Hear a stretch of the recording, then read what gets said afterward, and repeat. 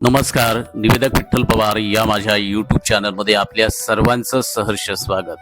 सूत्रसंचालनात कथाकथनाची जोड अर्थात कार्यक्रमाला आत्मा देणारी कला यावर आधारित आजचा यूट्यूब व्हिडिओ आहे. त्यासाठी व्हिडिओ शेवटपर्यंत पहा. नमस्कार.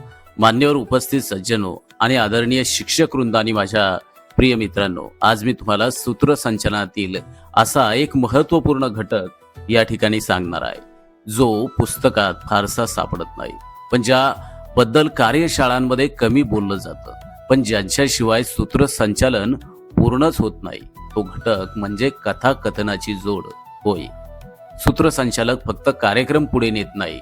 बऱ्याच जणांचा गैरसमज असतो की सूत्रसंचालक हा कार्यक्रम फक्त पुढे नेतो, परंतु सूत्रसंचालक हा केवळ कार्यक्रम पुढे नेण्याचं काम करत नाही, तर तो कार्यक्रमाचं वातावरण तयार करतो, तर तो कार्यक्रमाला भावनांना दिशा देण्याचं काम करतो.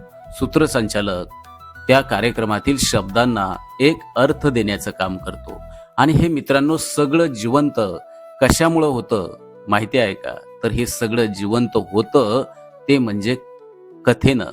मित्रांनो, मानव इतिहासात पाहिला तर आपल्याला एक गोष्ट प्रकर्षानं या ठिकाणी स्पष्ट दिसते, पाहायला मिळते की आपण माहितीपेक्षा कथा जास्त लक्षात ठेवू. आपल्याला एखाद्या व्यक्तीचं नाव विसरता येईल, तारीख विसरता येईल, पण त्या व्यक्तीची एखादी प्रेरणादायी गोष्ट आपण वर्षानुवर्ष विसरत नाही. का? कारण कथा ही थेट मनाशी बोलण्याचं काम करते. ती आपल्या डोक्याला पटवते आणि आपल्या हृदयाला स्पर्श करण्याचं काम करते. सूत्रसंचालन करताना आपण अनेकदा घोषणा करत असतो, आता पुढील मान्यवरांना विनंती करतो, आता आपण पुढील कार्यक्रमाकडे वळूया.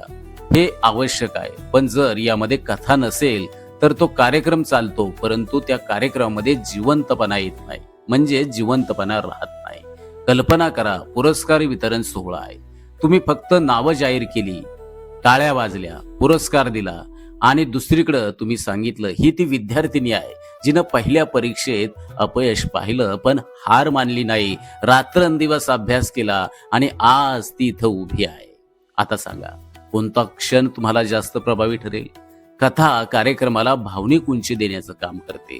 ती श्रोत्यांना सहभागी बनवते. मित्रांनो, कथाकथन म्हणजे फक्त गोष्ट सांगणं नाही, तर ती एक रचना आहे, लयबद्धता आहे. कारण चांगल्या कथेत 3 गोष्टी प्रामुख्याने आपल्याला दिसतात. पहिली म्हणजे संघर्ष, दुसरा म्हणजे प्रयत्न, तिसरं म्हणजे परिणाम. आणि सूत्रसंचालकाने या तिन्ही गोष्टींचा सुयोग्य वापर करायला हवा. कथा सांगताना आवाज सपाट नसावा, तर आवाजात चढउतार असावा.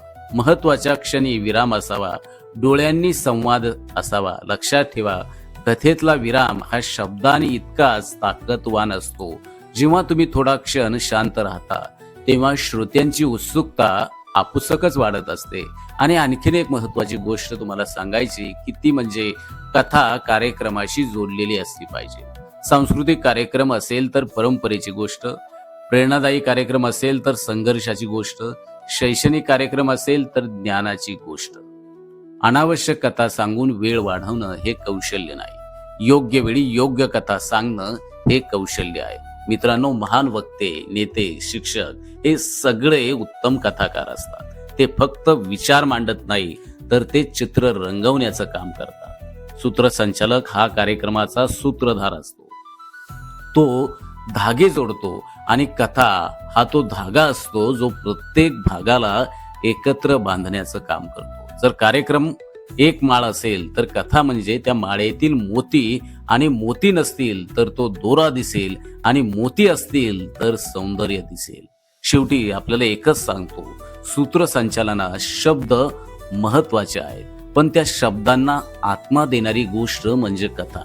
पुढच्या वेळी तुम्ही मंचावर उभे राहाल तेव्हा फक्त कार्यक्रम सांगू नका, एक छोटीशी अर्थपूर्ण कथा जोडा. कारण लोक कार्यक्रम विसरू शकतात, पण त्यांनी अनुभवलेली भावना कधीच विसरत नाही.